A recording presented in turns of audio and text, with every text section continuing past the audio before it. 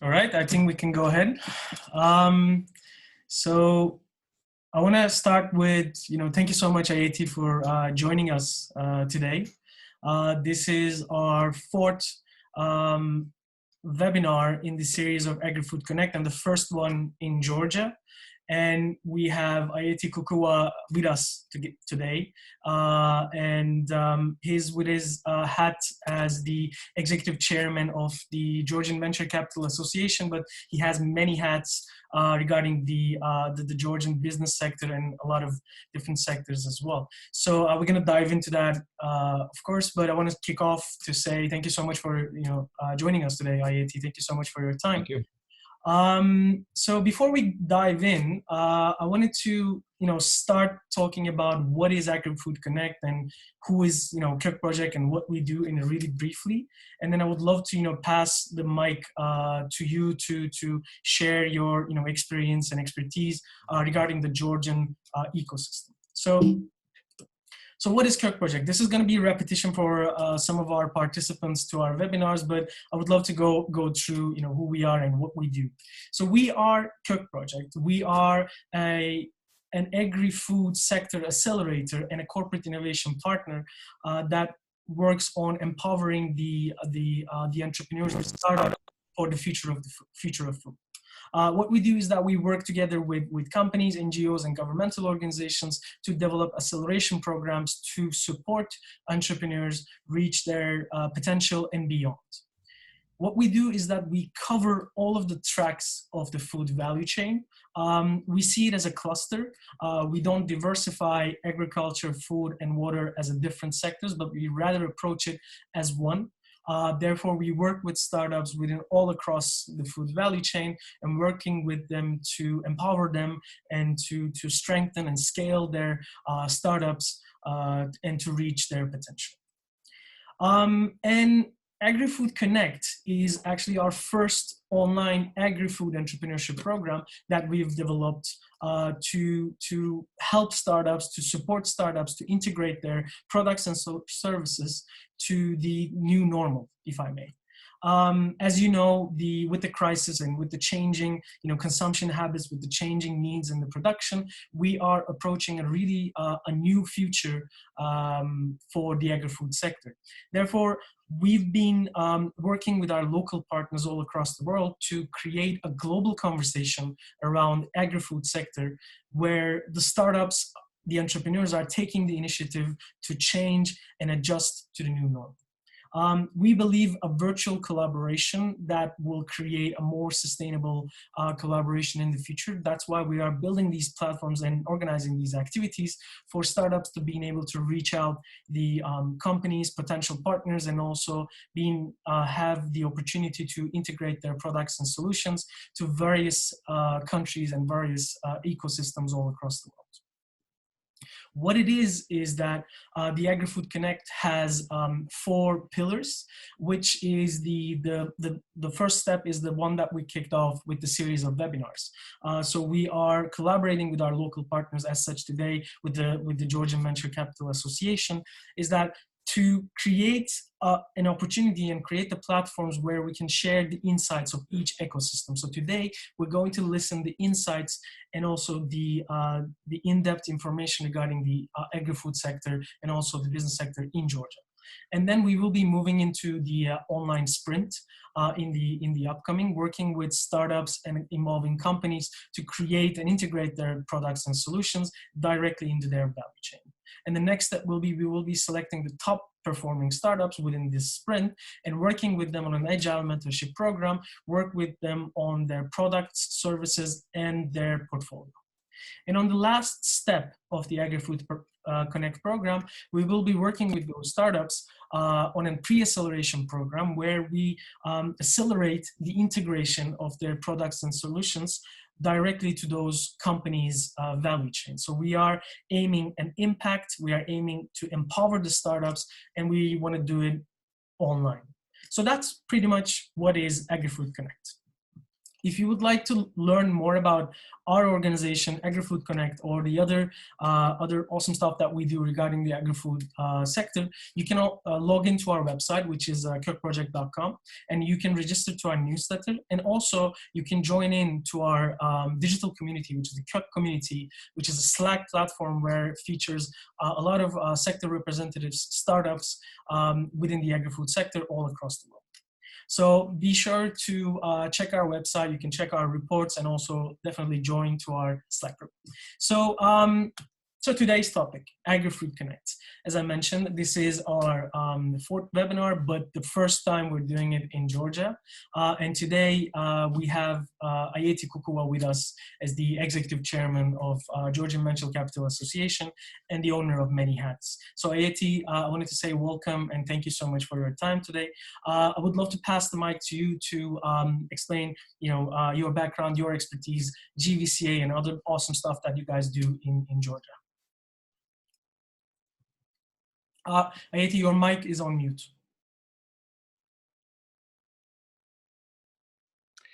Awesome. Thank you, Sami, for the work you do. This is very important, especially in this fast-growing population of the world.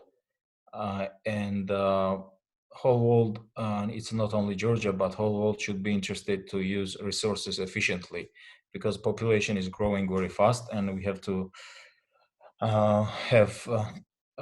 be ready to have food security agendas in our mind.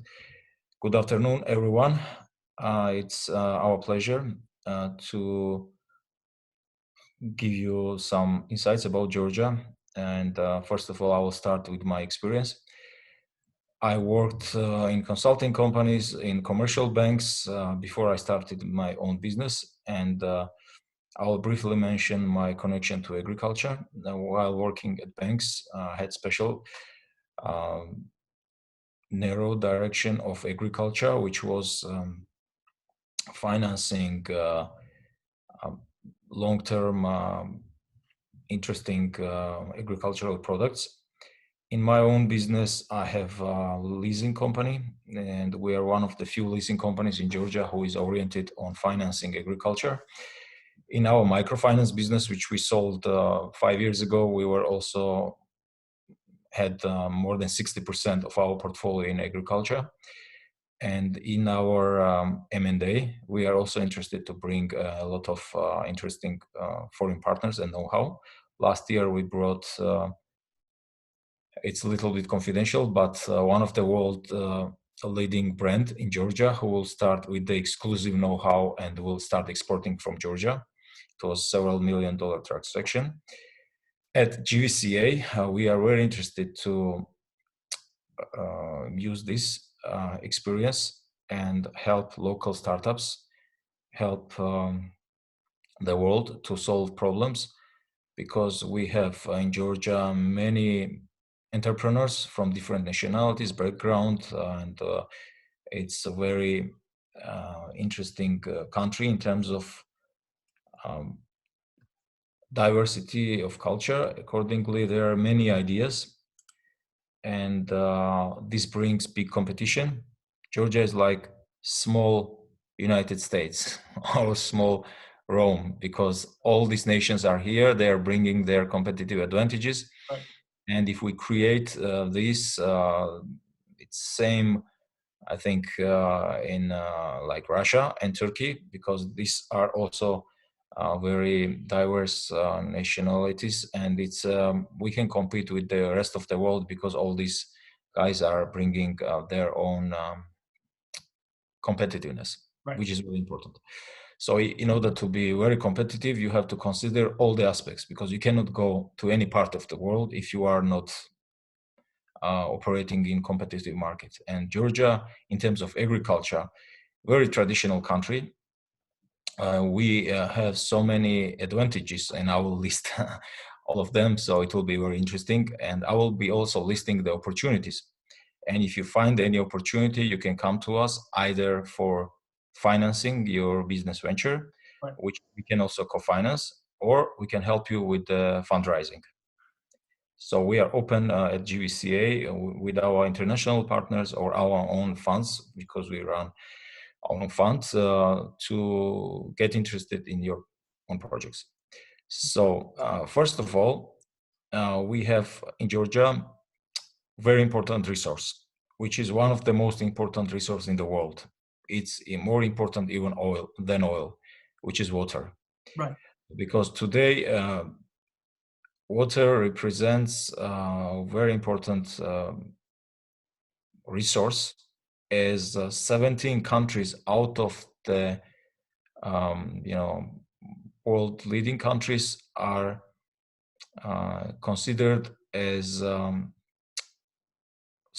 high water stress. Right. And this is almost 1.7 billion world population. Right. And there are 25 more countries in the world which will also become high water stress countries.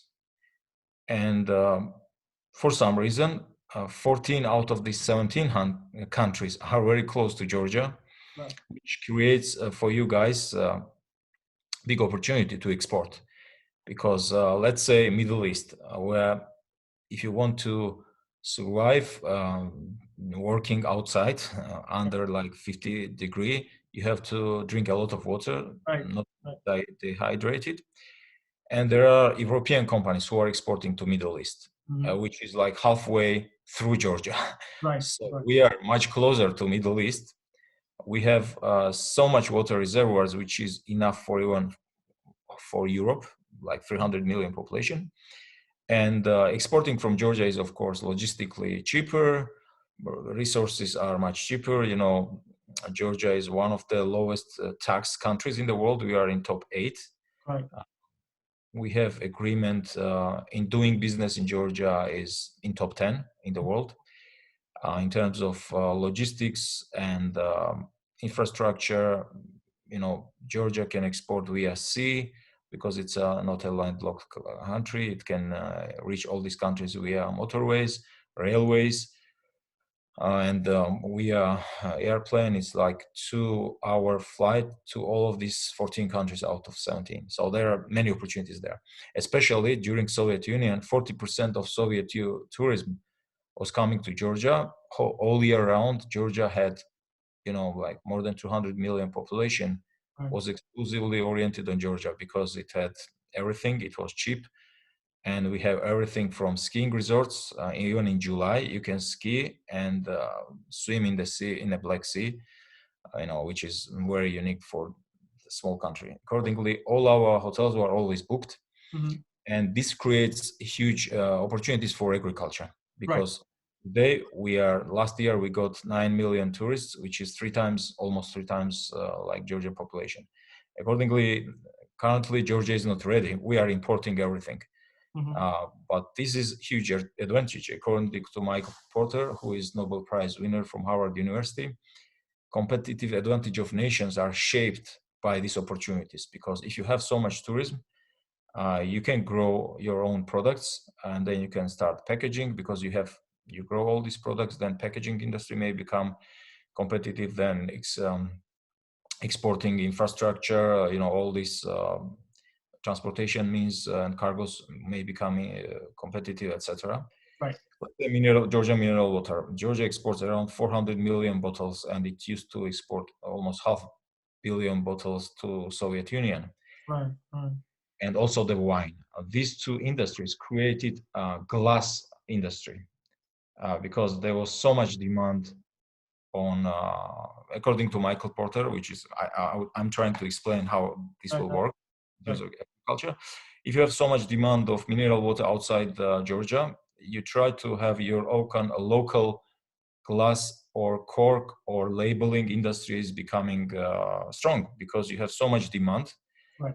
Accordingly, when you have so much tourism, you can and you create some of the industries to provide these hotels with the European standard quality products, then you can become competitive exporting to other countries eventually, because you have so much demand. Right. And especially, I can list some of the traditional industries. Like Georgia is considered one of the homeland for wine, because 8,000 years ago, there were wine, and Georgia was exporting wine even to Rome Right. Empire. And we have more than 525 kinds of wine, which is unique in the world for such a small country. Nice. And Georgia is ranked in top 7 as Mm-hmm. the most expensive country per bottle. When after Soviet Union, we just started it. And so quickly, Georgia, despite the fact that we don't have capital markets, we don't have a long-term capital, Georgian wineries still achieved such fast growth, which is also Georgia was home for grain, the bread. So we have more than 150 kinds of grain, and there are 20 most important, most major grain kinds in the world. 5 of them was originated from Georgia, and 7 of them in the neighborhood of Georgia, which means that this region is, so this is, and Georgia imports 96% of grain, Right. which Right. ridiculous. And we were exporting during, Right. before Russia occupied Georgia in 1921. During 3 years of independence, Georgia was exporting grain, but for Right. some reason now we are, and during Soviet Union as well, Georgia had a lot of grain production, but today we are importing. So this can be done, especially according to latest study by Germans. One of the Georgian sort of grain is very adaptable to all climates and can be used in many bread varieties. So there are many opportunities in this regard. There are some other traditions like honey. The oldest honey was found in Georgia was in noble woman. There were 4 kinds of honey found there, and which is 2,000 years older than Pharaoh's grave, when they found only one kind of honey. So it means that Georgia already had 2,000 years before Egypt, Right. 4 kinds of honey. That's why Georgian honey is winning a lot of awards in international competitions, but there are many investments can be made there because Georgians don't understand that you can package it much better. You can change and adapt to modern technology, and accordingly you will become more competitive. So don't orient yourself only on local hotels. You can export a lot because the quality is very high. Right. Silk. Georgia has one of the best quality of silk.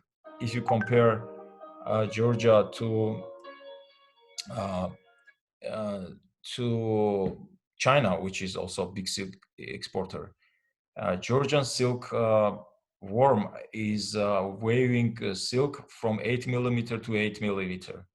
When there is no such worm outside Georgia, which is doing same, because some other worms, they start from 8 millimeter thickness and they end up 5 millimeters, which is increasing cost of raw materials because you have to make it 8 millimeter, and it means that for thousands of years, Georgian farmers were generating genetically modifying a silkworm Right. because it's not gonna, you cannot do it in a one generation.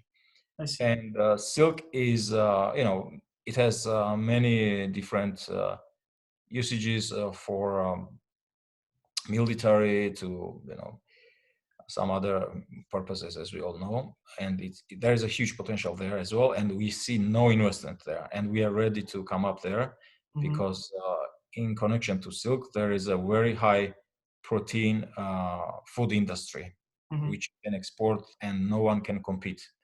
And there is a separate topic on that. Right. Right. So, and biologically, Georgia is one of the world's richest country in such a small area of 30,000 square meters, kilometers. There is a listed in top 2 world's biodiversity hotspots. Right. Because of so many wildlife, flora and fauna. and also, as I mentioned, there are many um, thousands of years of cultivating different kinds of agriculture by farmers. There is a tradition from Neolithic to Neolithic era, you know, Right. proven by international archaeologists. And so I would like to quickly go over some of the opportunities I see first. Absolutely. Yeah, because Georgia has can play. You can produce in Georgia, but you can also export from regional countries like Kazakhstan, Turkey, Russia, Ukraine. Package it in Georgia, and from Georgia, because Georgia has deep and comprehensive free trade agreement, you can export to almost 2 billion people without export barriers.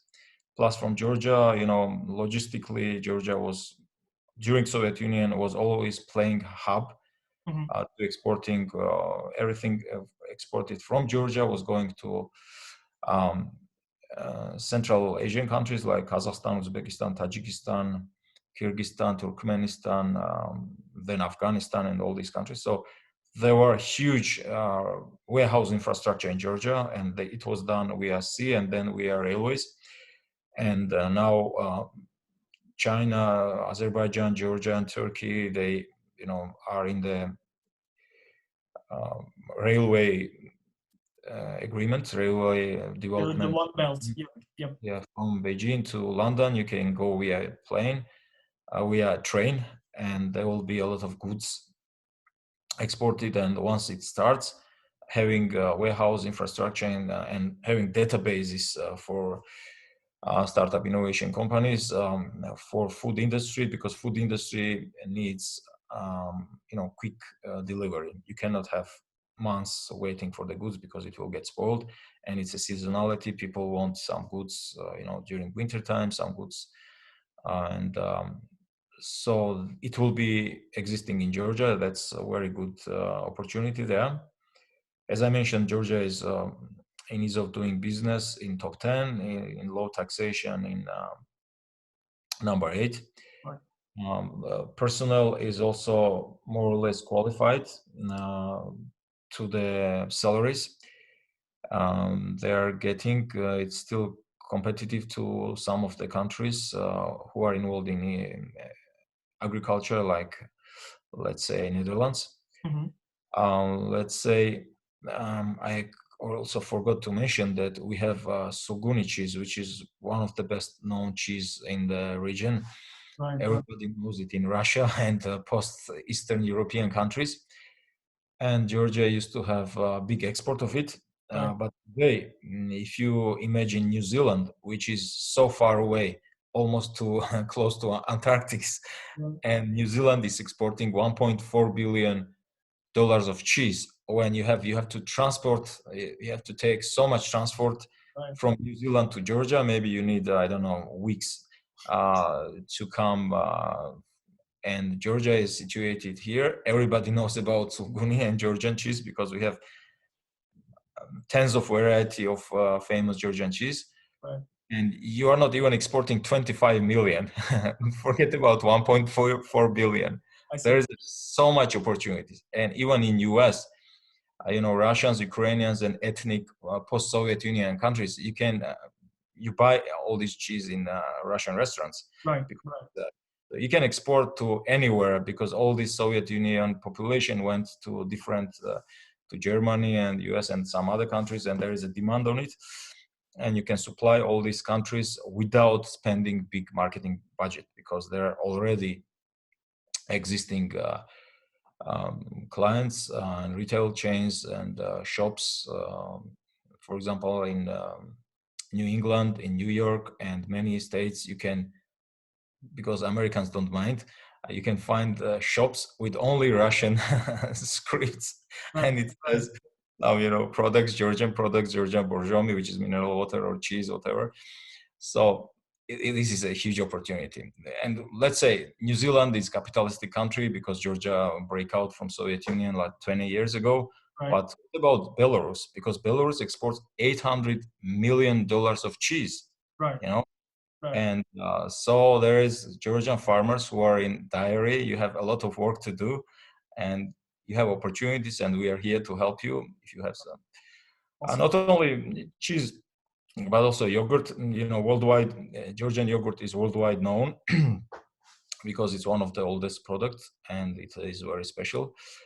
The milk you can also export. Georgian, 90% of Georgia dairy is made from imported milk, which is ridiculous because Okay. you're sitting on such a nice climate, and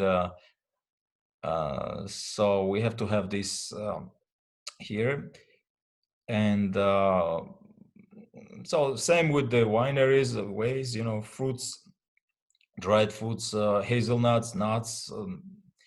You know, Georgia has a lot of work to do with it, and so we see opportunities in local databases and warehouses, which will be importing Kazakh, Turkish, Russian, Ukrainian products, Right. packaging it here and sending to rest of the Asia or Europe, whichever is closer and where demand is.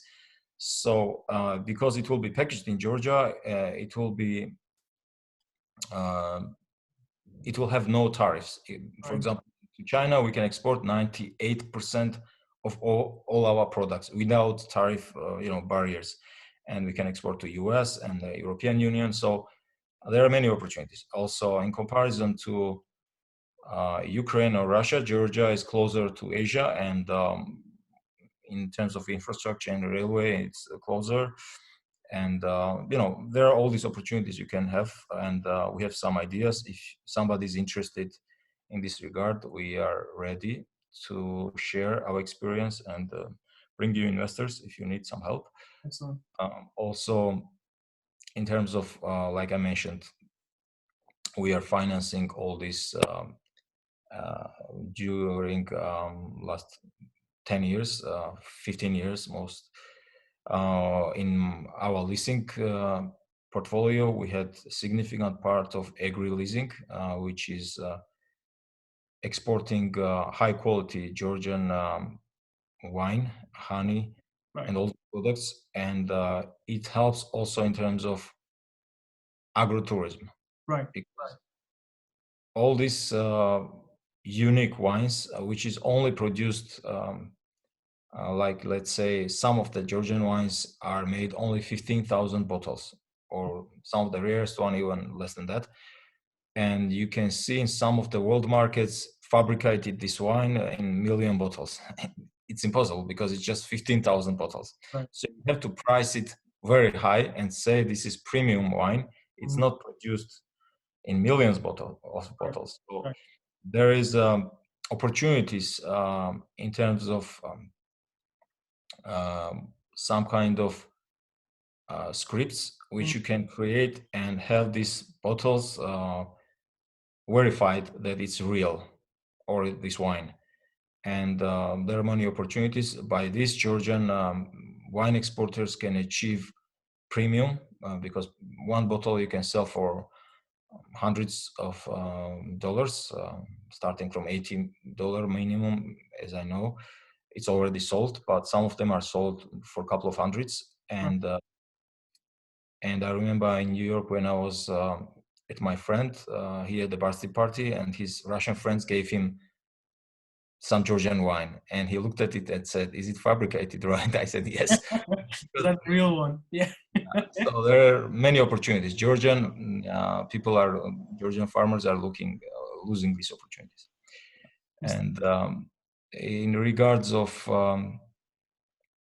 as I said, drones, there are many opportunities because before Georgian, because we don't have huge hectares of land, it was not efficient to have tens of people, workers or farmers who are processing this land or taking care. Now you can have drones which are guards, drones which can supply you with information about humidity, about what's going on. about crop growing, their demand, Yep. Yep. about,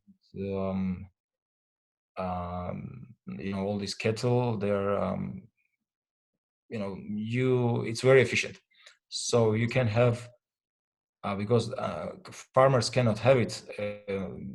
There can be local offices who will be remotely managing and outsourcing this service for hundreds of farmers, if not thousands. And Right. it can be not only in Georgia, but for other countries as well, because you can have all this database and experience which farmers will get into the very easily readable instructions. So let's say humidity is below this, you have to take care of this, the maybe some worst weather is coming in the region, whatever, it will be additional resource. And we see many opportunities. There are many technologies being developed, and if locals will be competitive, they can compete with world leading developers in this regard. Especially you can have so many clients because all these Georgian farmers, there are 60% of Georgian population lives in regions, and they are coming to Tbilisi to drive taxi, or going to Germany or Italy or some other, Greece or some Turkey or Russia, to get some jobs instead of working in the farms. And today's technology allows gives opportunity to these farmers with very low costs to utilize. So we have to completely change attitude to agriculture, because last 20 years it was not popular, banks were not financing.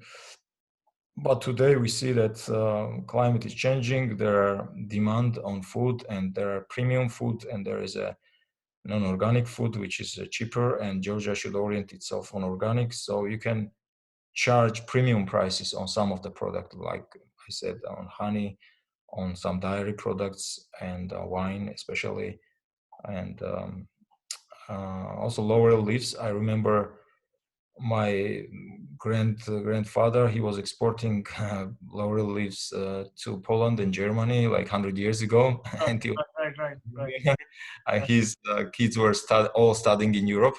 Right. When Soviet Union collapsed, we lost all those lands, but people were making millions during those times. And Right.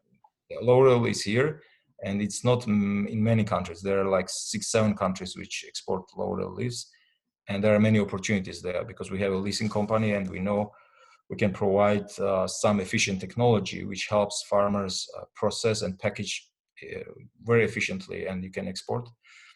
And these are all many opportunities. I can talk for hours about it. But what I want to say is we should probably orient on some of the technologies which will create value not only for Georgia, but for the rest of the world. Because if you spend like 5 years of your life creating competitive company which is only for Georgian market, which is just 5 million, it makes sense if you want to have hundreds of millions of clients. And there are many opportunities because you can start from this industry, and then you can see opportunities, like I said, in the warehouse, in data is everything in today's world, and there are many opportunities in this regard also. Excellent. And I wanted to just recap really quickly what you mentioned. I think it was just, excellent. I was just, listening on it. You mentioned the biodiversity and the richness in Georgia and the communities in the agriculture sector regarding the integration of agri-tech technologies and also digitalization of the value chain. So there's a need on this, and there's also, with the richness of biodiversity, integrating all of these solutions and being able to market it outside creates also an economic impact. And we're talking about a new normal, and that will also creates a heavy look on the food security, but also food sovereignty, on food production, and all of these solution building activities that will strengthen any of the food systems. Before we continue, actually, you mentioned the banks, and there's actually a question from the audience, and I wanted to just shoot that before we go ahead. So Ömer Demirhan says, Dear IIT, is there any response from banks or MFIs for agricultural or micro loan customers affected from COVID? What are the banks responding to the COVID in general? Thanks. Yeah, banks immediately within a month starting announcing programs which will postpone some of the clients' current obligations to several months, and it will be restructured. But in Georgian banking sector, because we don't have developed capital markets, Georgian banks don't have so much power to make it, postpone and extend loan agreements for longer periods. And at some point, it can be possible. I hope the government will issue some bonds, because Georgian sovereign rating is not bad, and the government can issue some bonds, which will extend some help to all local farmers. And banks probably will take care of themselves because they don't. Probably. And banks don't have big portfolios in agriculture, which is sad. Because again, capital market. If you don't have capital markets, there are no long-term investments in agriculture, which is more or less seasonal. Mm-hmm. And accordingly, banks' desire are not, and as well as leasing and microfinance companies. Microfinance companies at some point are more competitive in agriculture than banks, but microfinance companies don't have big portfolios, and they don't have long-term financing schemes, and they don't get that much long-term loans from international companies, and accordingly, in this regard, the situation is not quite good. But all those international companies who have experience in other countries and have international rating or international financing, they can come to Georgia and compete easily. Right. The Georgian government is open to these kind of investors, because they bring jobs, they bring know-hows, they bring export potential of Georgia, and all these guys were coming to Georgia, and we welcome them, because as I said, we brought very important European company last year who invested and bought big piece of land in Georgia. Got it. And they had a welcome from our government, and you're welcome to come to Georgia. As I said, we can provide all these advices. Ministry of Agriculture will help all the foreigners to show all the statistics and export opportunities.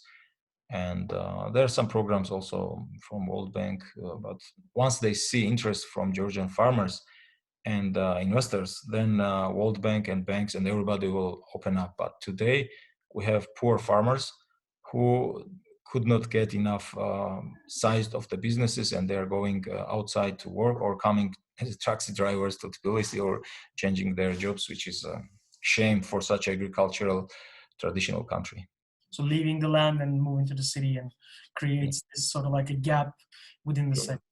I wanted to, that's actually one of my questions, and you actually answered it, because I was going to ask how expat friendly Georgia for foreigners or startups who wanted to move into Georgia and being able to integrate their products or services, and also maybe moving into the FSU region using Georgia as a base, and how friendly as an ecosystem and as in the governmental side of it. And you actually answered it, and I wanted to actually follow up with that and connect this with one of the events that you're actually working on. It's the annual BIA Forum. Could you explain that a bit, and what was the initial, motivation to organize such event that focuses on the region, and what's the metrics and also the focuses of the event?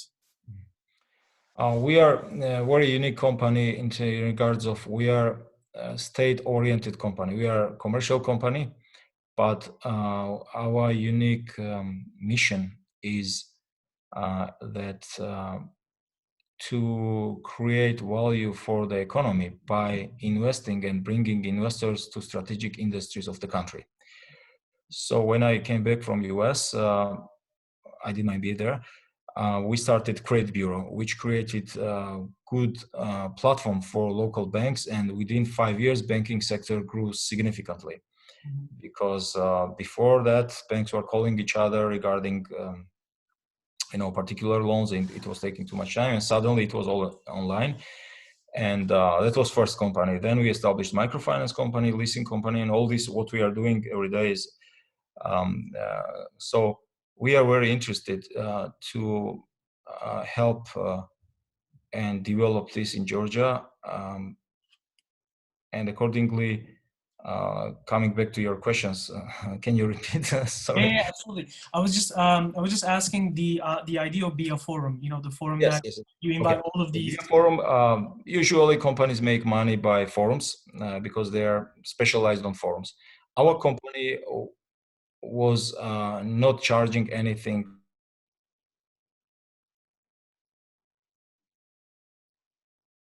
Ayeti? I think we have a technical difficulty. Ayeti, can you hear us? Yes. You're back. So our company was not oriented on making money from forums, rather than bringing investors and clients from all the region, investors and fundraisers and companies. So at our forums, you can always meet potential partners. And we also have, we are one of the few M&A companies in the region who is a member of global M&A network, which is exists in more than 50 countries. So we bring also mandates of several billion-dollar mandates and introduce it our many investors to local clients. So it's more, it's not only networking, it's just deal making forums. So accordingly, it's structured in such a way that in potential project owners can come to these forums and find many investors and talk to them, get their business cards, or ask questions. And so, and also Georgian government is doing in the regard of startups. There is a program GTA, right. Which if you are, let's say, Kyrgyz or Azeri company, it doesn't matter. You can, if you 100% of citizens are foreign citizens, you can still establish company in Georgia. It's already considered as Georgia, and you can get several grants from Georgian governments. Like first grant, it's let's say $90,000. Second grant, $250,000. And there are Silicon Valley startups here, Silicon Valley venture capitalists here, and the acceleration program, which will help you to go global. And it's not only money, of course, it's the contact, yeah, and the expertise, of course. So there are many programs starting, and once you move company to Georgia, as I said, there are many opportunities. You can also get grants and international expansion opportunities. Excellent. There's two questions from our audience. So Izet asks, how much is land price per hectare at the moment? And all right. And the second question is that, do Georgian banks provide trade finance vehicles against warehouse receipts? Well, it's a ridiculous price. It's extremely cheap. We watched BBC and it said, paradise was in Georgia. And accordingly, when I did my MBA, I studied the course International Management and Global Competition. There were all country profiles there, and Georgia was the only country which said the most pleasant climate for human being. So in this country, the land is one of the cheapest, and I guarantee you it's so fertile, because I have pieces of land in different parts of Georgia. and I do nothing. Actually, let's say there are mandarins, and I just go there to pick up mandarins. I do nothing. It grows itself. Apples, you don't need to put some pesticides or anything. It grows itself. So, and it's very organic because they're European. Let's say German company HIP, which is baby food. They are buying Georgian apples. You know, they consider it very good quality and organic, and so. And again, it's very cheap, starting from, let's say, €100 per hectare, which is 10,000 square meter, going up to, I don't know, 1,500 in some of the places because it's more. And regarding bank finance, yes, there are some of the programs. Banks are very active in trade finance, but in agriculture, they just are moving there because there are some insurance programs starting, and you can also get, especially because there are EBRD, Asian Development Bank, and some international FMO, Dutch and KfW German funds, which can help you to Commerce Bank also, which are interested, and you can get financing. So as an entrepreneur, so you can move into Georgia, so buy a land, start production, and open up a company. Can you open up a company as 100% foreign investment as well? Sure. I think you mentioned that as well. So it's actually quite unique and interesting, opportunities in Georgia, and I wanted to underline that as well. And one of the key many companies are moving. Last 10 years, we see so many companies from region moving to Georgia as a head office. Right. Yeah. So sort of like a positioning itself as the headquarters of the former Soviet Union region. Right. Excellent. Because traditionally in Georgia, nobody minds about nationality, or because it was always a multinational country. Israelis lived in Georgia for 2,600 years. Nobody touched them. Muslim refugees lived in Georgia for thousands or hundreds of years, maybe more than 1,000. Nobody ever touched them. We have Catholic Church, in terms of religion, in terms of, I don't know, some other peculiarities. Also, nobody ever touched anyone. And because once you get to Georgia, you are getting Georgianized. I remember Hillary Clinton was saying that her assistant went to casino and he saw Arab guy and Israeli guy sitting next to each other and playing something, and they were shocked because in Georgia there's so much warmth and it's cultural, so everybody feels, Georgianized. Excellent. Let's say it's my term. Right. And I would love to, before we wrap up, I would love to, hear your insights and your thoughts. When we look into the future of, agri-food sector, we talked about, a lot of, potentials, opportunities, a lot of, some parts of challenges and some parts of, how startups can actually adapt. But how do you foresee a future of, agri-food sector in Georgia? We're talking about, land is quite cheap, but will it stay that way because it's so fertile? I mean, it will, high up in the demand. So how do you imagine the agri-food value chain in Georgia in the next couple of years, and how can actually entrepreneurs can position themselves to be successful in this sector in Georgia as well? I look optimistically at this industry because we see many young Georgian managers who make money in some other industries, but they shift to agriculture because there are so many hotels in Georgia who need good quality products, and you can make margin, but by not only import substitution, but also providing some of the unique products, and which is eventually for export, because let's say 10 million population, including tourism, is not big. When you can export to Europe, which is 300 million, or US, which is 300 million, and accordingly, export companies can make even more money than banks or some top telecoms, because they are or telecoms or both banks. They are making big money in Georgia at this stage, but they're fixed if they don't expand out of Georgia, which is difficult for both for telecoms and banks. So any export company, let's say we are working with, we are helping one of the company to fundraise because it's sitting on a big reservoir of water. Right. And the valuation of the company can reach $1 billion in 7 years, according to their estimates, because they have 4 kinds of water for export, and these guys have experience in international bottling companies, like combined 50-year experience, and we see fast growth. But also we count on internationals like Turks, Iranians, Arabs, Israelis. They're interested in fertile land of Georgia, and they're bringing their investments to Georgia. Europeans and Americans are a little bit slow, but Dutch are more quick. Let's say they're more interested. So, and it will come eventually. So, let's say Georgians, our neighbor countries, and Europeans, they will make big investments in the next 10, 15 years, and Georgia will be self-sufficient eventually. And I'm confident that we'll be exporting. And we are working as a Venture Capital Association with the government to move and make expedite capital markets development project, because once we have capital markets, you can get money much cheaper long term, and you have patient money there, and which is very important for agriculture, and especially for tech startups who want to,